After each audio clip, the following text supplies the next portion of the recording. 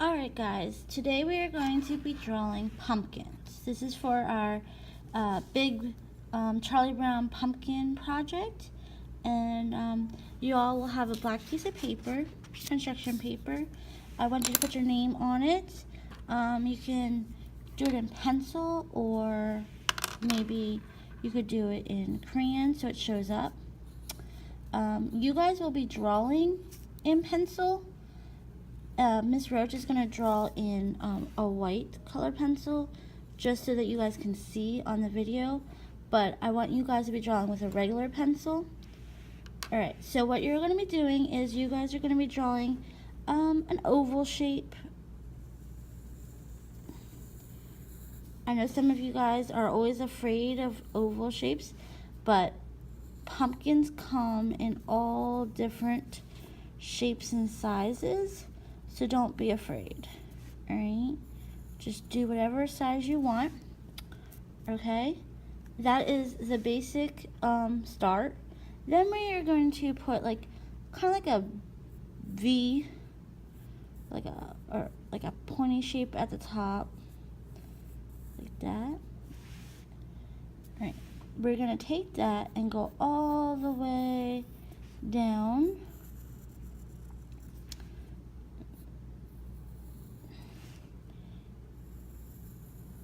If you have a pencil and you make a mistake, it's okay. You guys can erase. Alright, so that's what it looks like right now. Then you're going to do another one next to it. Alright, and you're going to bring that down and attach it to the first one, kind of like that. Then I'm going to do it again. And it should be about 3 of them now. Alright. So 1, 2, 3. Then some of you might not have as much room. Maybe you made these too big. That's okay. But if you do have more, you have room to do a 4th one. And then I have room over here for a little one. There's no right or wrong way of how many you should have. Maybe some of you only have 3, 4, 5, and maybe some of you even could fit in a 6th one. But that's the basic pumpkin shape. Now you might still see your oval. That's okay, because we're going to be coloring over top with oil pastels. So don't worry about it. You could try erasing it, but on black paper, eraser usually shows up. See, it'll usually show up, so it's not really a big deal. Then you're going to want to add a stem. Now the angle that we're seeing our pumpkins, you're not going to see the top. You're kind of looking at it from the side. So a basic stem kind of looks like this. Alright, so that is what our pumpkins look like. Now if you made a smaller pumpkin, you're more than welcome to make 1 or 2 more. That's okay. But if you made a big pumpkin like Miss Roach did, then you can just leave it at that. Remember, we like to fill up our whole space. Now, you might notice that your pumpkin's kind of just floating in the air. So if you want to add some ground going behind the pumpkin, you can do that. And then I know that sometimes pumpkins have swirly vines coming out. So you can do that. This is like our fall harvest project, so Ms. Roach is okay with you adding things like moons or bats or anything like that you want to decorate your pumpkin. Alright, we are going to stop the video at this point, and then we are going to check that, make sure everybody has the picture that they want, and then we will move on to the next step. Hey guys, okay, so at this point, we should all be at this part where our picture is all drawn and we are ready to move on to the next step. I need you guys to be using the school glue, Elmer's. Usually, Ms. Roach will try to have them all ready and clean for you, but if not, you know to pick the glue off and check before it's off. And it's kind of hard to open a glue bottle with one hand, so hold on a second. Alright, Miss Roach has opened the glue bottle. That was kind of funny. It took me to put the phone down to do that.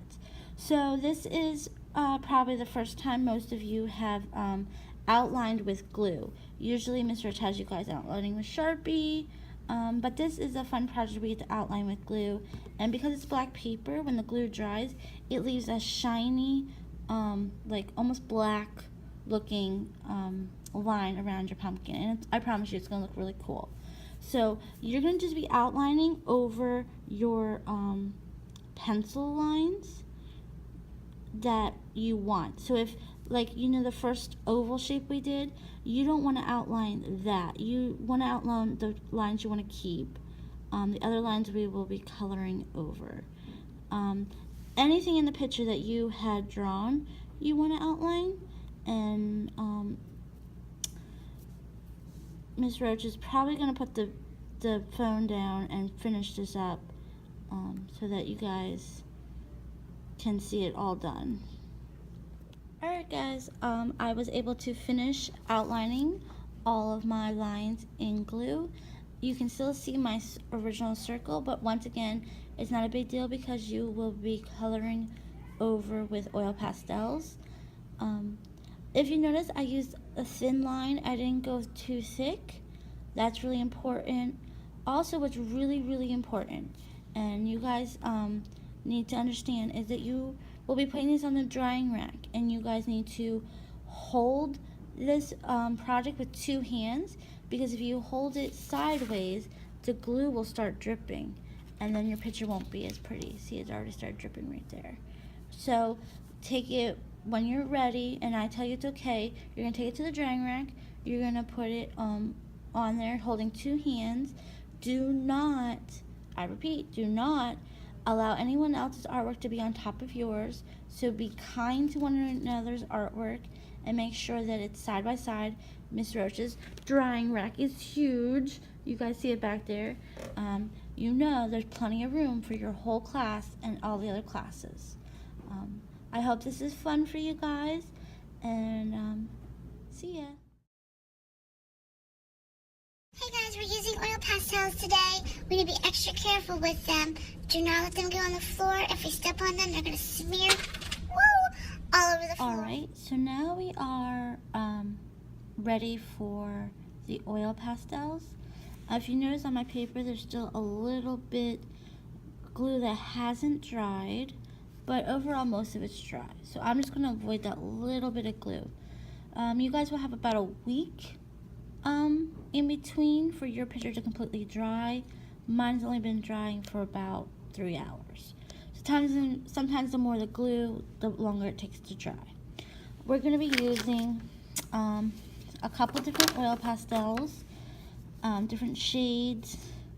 You might be like, pumpkins are not black and pumpkins are not red, so why would we need these colors? Well, I'm going to be teaching you how to shade and add tints to your pumpkins an easy way, just so that you guys can learn.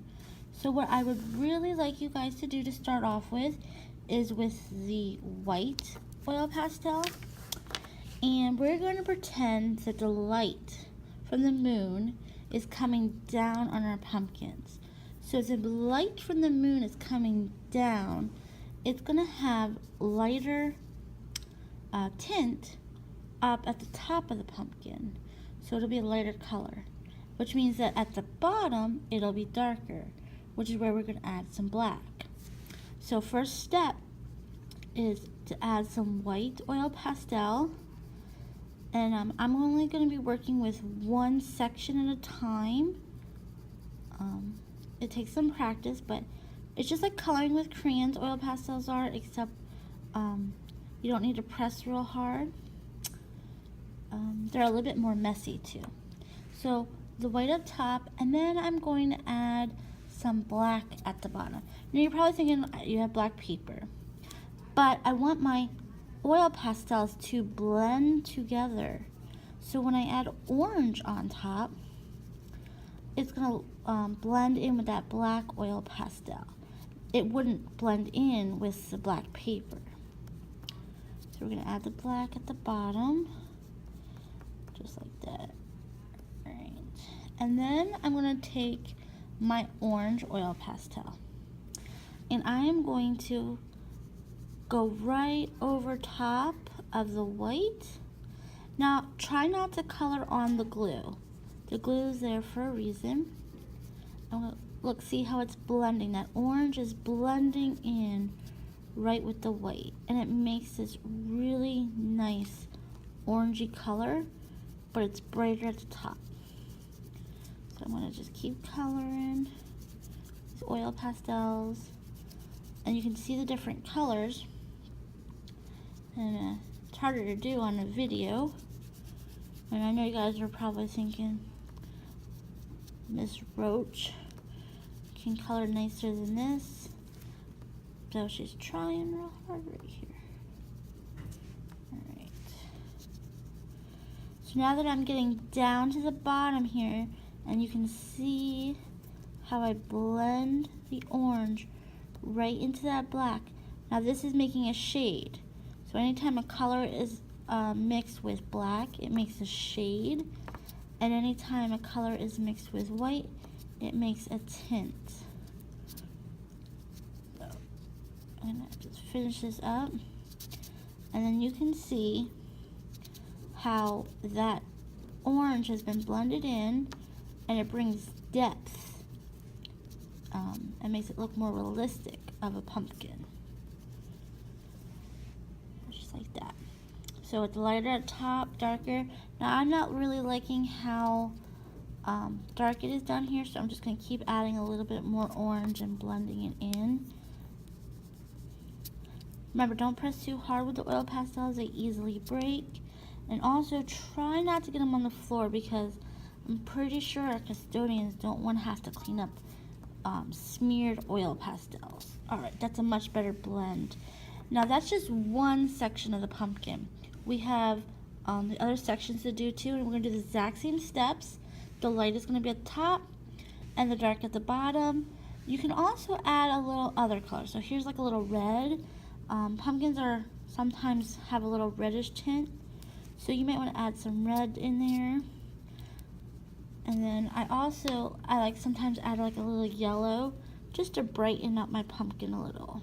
Not too much, but you got to blend it in with that orange. Alright, I'm going to stop the video here.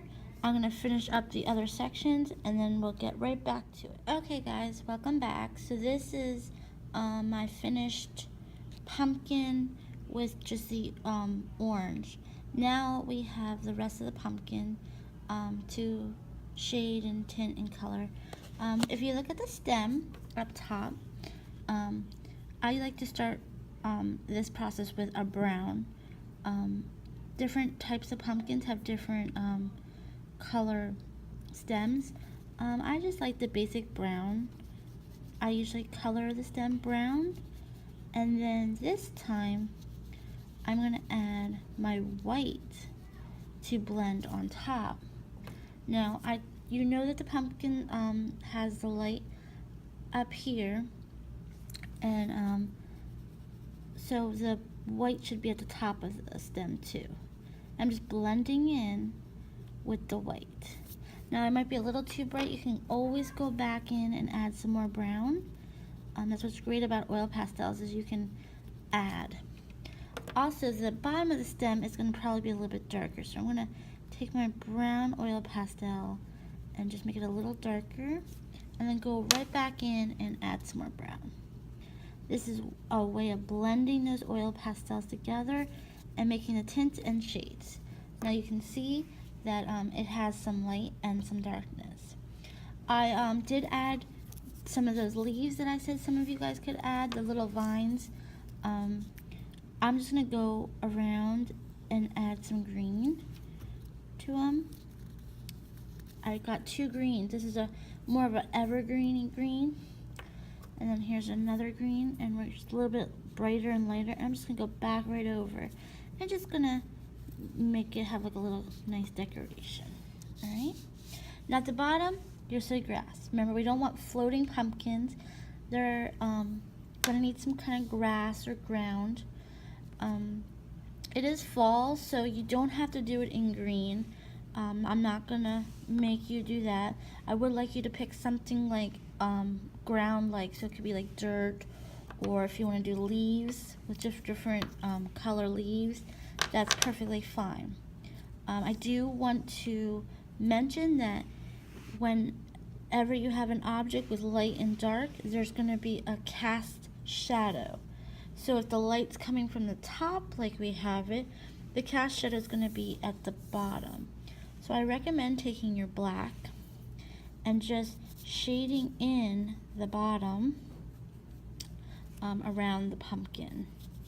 I'm going to stop the video from here. I'm going to do it real quick and then I'll come back and show you what it looks like. Alright, I'm back and this is my shadow of my pumpkin. I'm not going to leave it black completely, and I'm still going to color in my ground, but I'm going to do the black first and then I'm going to go over top of it with whatever color ground I want. So if you're going to do grass, you can use the greens. If you're going to do leaves, you can do the leaves colors. If you're doing dirt, you can go ahead and do the dirt colors. But you're still going to want to add that black and make sure it's at the bottom, because our light is coming from here, so the shadow is coming down here. If our light was coming from an angle, like this way, we'd have a cast shadow on the side, this side. And if our light was coming from this angle, we would have cast shadow coming this way, right?